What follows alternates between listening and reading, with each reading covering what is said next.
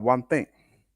When government and technology converge with the same purpose, when you have the extraordinary things that can really happen.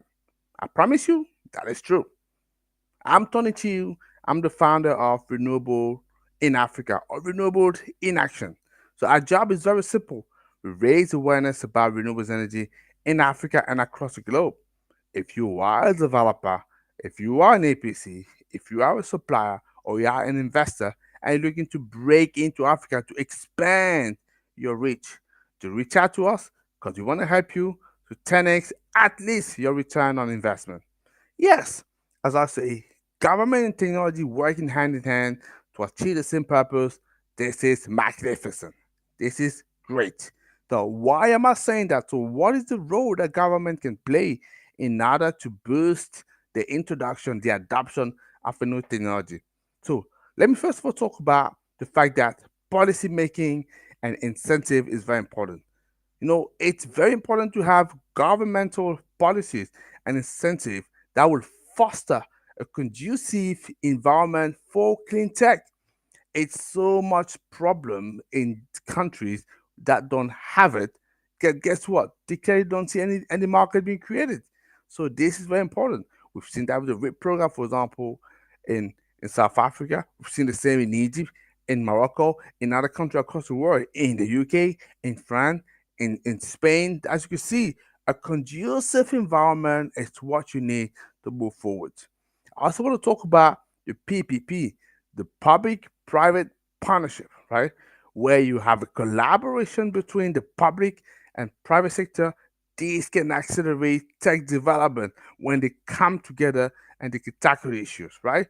This is what you want to see. And again, this is something that we've been part of, and we are more than happy to leave the space more to the real actor in order for them to move forward, right? So beside that, beside the policy making and incentive and the PPP, I want to talk about educational program and awareness campaign. Guess what? That's exactly what I'm doing with you now, right? Because those educational initiative and awareness campaign, what it does is it promote the clean tech, explain to you how things work, it makes you feel comfortable, and confident with that technology, and you can move forward. Remember, one of the things that we say in the past was that the behavior change was one of the most difficult challenges that you had to take into account when you're looking to roll out a new technology. That's what I'm saying. Against that, what should you do? You provide, or obviously you plan as well for educational program, but also awareness program. It's essential. It's paramount. If you don't do that, you go, in front of a lot of issues.